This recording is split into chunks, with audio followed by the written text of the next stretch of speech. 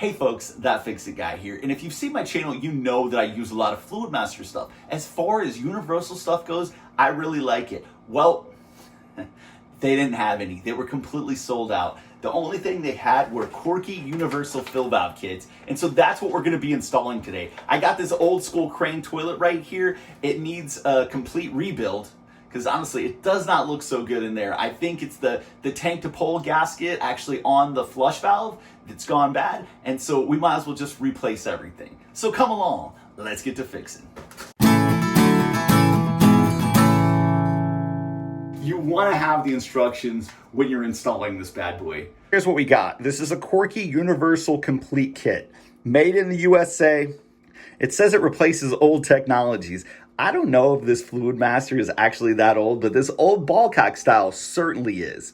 We're going to be installing one of these quiet fill, proven the quietest, fits all brands, efficient and compact. Like, really, it's pretty similar, right? And it's the same price point, and they just didn't have what I was looking for, but Korky makes quality stuff. They do have a quarter turn shutoff.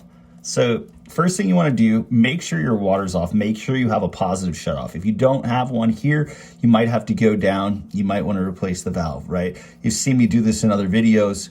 We're just going to add one of these discussions. I hope that it actually fits over this hole. It looks like it's almost the same size. Get that over that. Look at that. So we've come over to the left side, which is where our valve should have been anyway, and it should be right down here. You ever want to know the placement, just go to the middle of your toilet down here, go over 6 inches, and then go up 7, and that's usually where the placement's going to be, all right? Now that everything's shut off, we can go ahead, we can give our toilet a flush, and just hold the handle down, get as much water out as you can. We'll just pop this off. This shouldn't be more than hand tight, really. So now I've got a bucket that I'm gonna have sitting right down underneath here. And we're gonna have one hand holding down our fill valve, that way it's not gonna leak. And with your left hand, I'm gonna loosen that up a little bit. Get this spun the whole way off. Hold that up a little bit. And then just release. We can pop this off, and this whole piece is going to be out of our hair. We always hope when we're doing the bolts that these bolts are actually going to come undone. The bummer part is the top of these bolts are so corroded that we're not going to be able to put a screwdriver on those. So we just got to hope that these other ones come off. I'm trying to get these tank to bowl bolts off. You could try with a crescent wrench. You could try with a little pair of channel locks. You can try with a nut driver. I mean, there's a lot of different tools, right? And I end up going with a socket. Usually I like a deep well socket because you've got to get down in there. Let's see if we can get this hooked up with this and make it easy. Here's the hoping. Let's see. Oh, it actually came off. That is awesome. Oh man, oh yeah, dude, that's super wobbly too. Crazy how wobbly that was. So now you can either sponge the rest of this water out, or once your bolts are off a little bit more, you can just take your whole tank and tip it over that hole and get the rest out of there. So then I just like to take an old towel. I like to cover the toilet seat, grab your tank, and just set that right up on the toilet seat. So the tank to bowl gasket stayed. We can just pop that off, remove it, give this a spray. Let's get this all cleaned up. So if this filth ring doesn't come off here, you're gonna have to scrub it. Just come to the back side, okay? We'll take these bolts, we'll pop them through. There's a couple different wrenches you could use for this. You could use a bigger crescent wrench. I typically end up using some big old channel lock style pliers to get in on this, but if you needed to and all you had was a smaller set, these 440s, you could still totally do this job with them, right? It's just bigger pliers make it a little bit easier, but I'm just gonna show you, like, it can be done. So now it totally helps to grab this and actually hold this from the front side while you're spinning the nut. Now we're just gonna poke this through here, and let's just get all this cleaned up real quick. So now we got this flipped around and hooked up. One thing I forgot to do, which I mean, I guess it doesn't matter what order you do it, but take the chain off the handle. We're actually gonna be reusing the handle. The handle's in good shape, not a big deal, but now everything's able to come out of here. You could see that that black washer has turned white and is just, I mean, deteriorating like crazy. Check those out, dude. That's a funky little setup. Let's try to get this all cleaned up. When going with the new installation, we are going to start with the flush valve itself, okay? Check her out. This bad boy is going to be the first thing to go in. We are going to leave this red gasket on. We're going to take this friction ring. That's what this is. You know, remember on the Kohler, it was plastic. This is just a cardboard friction ring. Goes with this nut and just allows you to get a good tight seal on this. We're going to take this, we're going to put this in here, and we're going to kind of put it at like a 45, okay? That way it's not blocking one of the bolt holes over here. You can access both of those and just get that at a 45 towards the back. Now we're going to flip it around. We get that there. You might want to hold it from the back side just to keep it in place. Put that friction ring on there. That way you're going to ensure a good tight seal and just snug this up. It says when you're installing the mounting nut on this fill valve, it says hand tighten mounting nut only. Well, I'm going to tell you, some people's hand tight is way different than others, right? So I like to put just a little bit of a snug on it, guys. And that's what we're looking like. And that's in there. It's tight. It's not going anywhere. Next, we'll grab our bolts. There's actually 3 bolts because this is universal. So you're going to have one complete setup left that you might use for something else at another time. To go into the tank, it only requires this rubber washer and the bolt, okay? We'll get both of those set up, and then we just pop these through the bottom. So next is the fill valve, and I wanted to show you something with this. I was fiddling around with it and just checking out the new adjustment on this, and it's quite awesome, right? Because all you're gonna do is go counterclockwise, you're gonna pull down, adjust where you want, and then turn it clockwise, and it doesn't move. So I usually like to line up the hose with the flush valve itself, okay? It just makes for an easy transition. So if you just get that sitting right like that, it should be a good placement. Turn this back around. We grab our ring. It's not really towards the tank, but I like to go just a little bit past hand tight. Some of these days, like the Fluid Master, they say, oh, well, you can do it hang hand tight and you're good. I personally like to go just a little bit past that. So now we're ready to add the tank to bowl gasket, and all that's going to do is just slide over here. Pretty tight fit. Oh man, it's actually a really tight fit. Get that pushed back down on there as far as you can.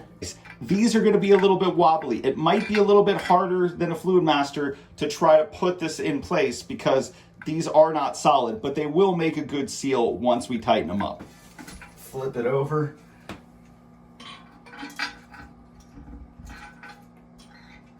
Get the holes lined up, and it's not gonna, oh, nope. Pop the bolts out. That usually works, but this is gonna be a lot easier. Okay, pop the bolts out. Take this, set it right down on there. Hold this in place, grab your bolts, and just take your bolts and slide them in. That's gonna be easier. All right, so now that this is in there, you wanna take your washer and your nut and just get that hooked up and kind of get it started.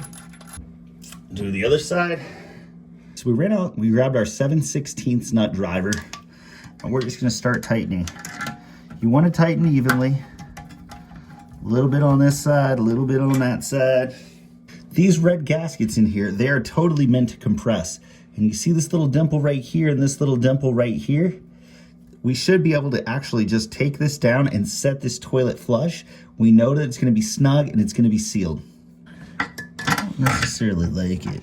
So personally at this point, I've tried tightening this and getting it stable, and I'm not a fan. It actually is not gonna really sit the way that I feel comfortable leaving it, and I don't like that. So as I was tightening this tank, it still had some wobble in it. What I'm gonna do is I'm actually gonna take some of these rubber shims that I have, and I am gonna wedge these in between the tank and the bowl. We're still gonna get the seal that we want. We're just not gonna have that much pressure to where I feel like I'm gonna crack the tank, right? So far for me, this is not that grand. I don't like when you have a wobbly tank, right? And nobody's gonna want that. So I loosen this all back up, and I'm just gonna pop these shims. I'm gonna put one right here. I'm gonna put one over on the other side like that. And I'm gonna cut this one down a little bit, and I'm gonna stick it right here on this back part. And I love these little rubber shims too, man. They have a bunch of different uses. They're usually used for shimming toilets, but for something like this, this is totally gonna be good. Let's get that set right where it is, and we might end up just pushing them down a little bit more. We might have to move them around as we get started.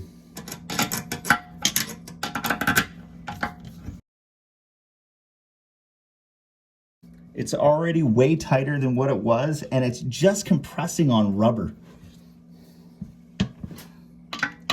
So we gotta come down a little bit more on this side. And you can see that red gasket in there, it's plenty compressed. It was a fat gasket. It's gonna have no problem setting like this, and our tank is gonna be more stable now. All right, and our tank is level. We don't really have a lot of movement, which is awesome. It's very sturdy. So the bottom of this is about 9.5. So let's just take this overflow tube to about 8.5, which is pretty close. Boom, right there. And we tighten that up. Now that that's hooked up, let's go ahead and let's just adjust our chain real quick. Let's get this all situated and set up. I'm gonna end up going to the middle hole with this chain. And then you want a little bit of a dangle in it, right? You don't want it to be taut. You want just a little bit. This adjustment's gonna vary, right? It's really gonna depend on your handle. I'll usually leave 3 or 4 links on it. Just take one side of this, and you can just clamp one of these down, and then remove that. Now, we want to adjust our fill valve. We're gonna probably have to do this a couple times, but remember, in order to adjust this, this is fully on right now. You just take this, click it over, you're able to raise this up to the height that you want. Let's go with right around where the toilet tank, almost flush with it. See how that looks. We'll just go over this way. You're going to get this set in place, and then now it's not gonna be able to go up and down. You can feel it. You wanna make sure it actually clicks. Once it clicks, you'd be good to go there. We've got this little metal clip that we can take, stick on the end of our hose. That's gonna go right here. That is pretty easy to move, and we'll just make it to where it makes a nice little movement, and it's not gonna get in the way of anything. So look right down there. You see that line, and it's lined up with those knobs? That's how you know that's locked in place. So let's take our supply line. Let's get that cranked on. I'm gonna reach back over here on the other side, and we'll slowly turn the water back on.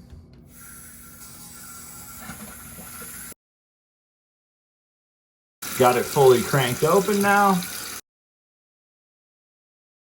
So to achieve the maximum flush, let me show you what I had to do.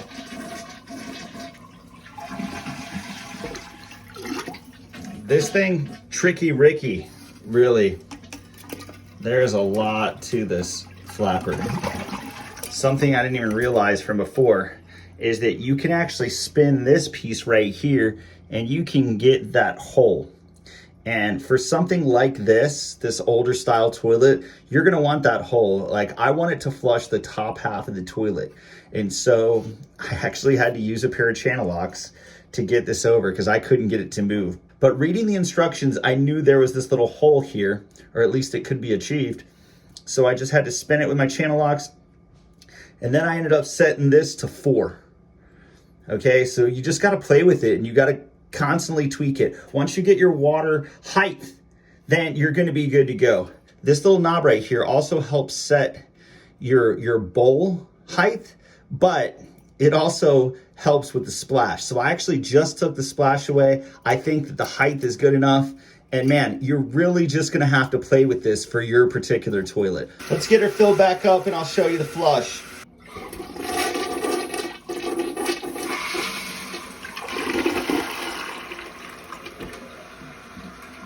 I think that's about as good as we're gonna get. All right, let's just get down here. We'll look everywhere for leaks. So you can't even tell there are any shims there until you get down underneath it and behind it. But everything is good. There are no leaks. We're good to rock and roll here.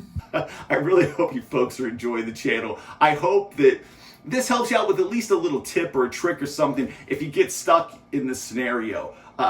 Please subscribe to the channel. Follow us over on Facebook. Check us out on TikTok, Instagram. You know, we're trying to do some more things. We're trying to spread out. The more we can do that, the more people we can help. That's it. I'm going to go home. I'm going to read my kids some books, and I'm going to chill. Thank you very much, and we'll see you again real soon. Having to shim the toilet tank to make it work, to make it feel like I wasn't going to break it, or the homeowner wasn't going to break it at some point. Like, my friend, that would have been horrible, dude. Your friend's sitting on the toilet, all of a sudden the toilet tank breaks, it cracks, floods everything. Crazy scenario. She'd be like, man, that wasn't worth a box of cherries at all. This is insane.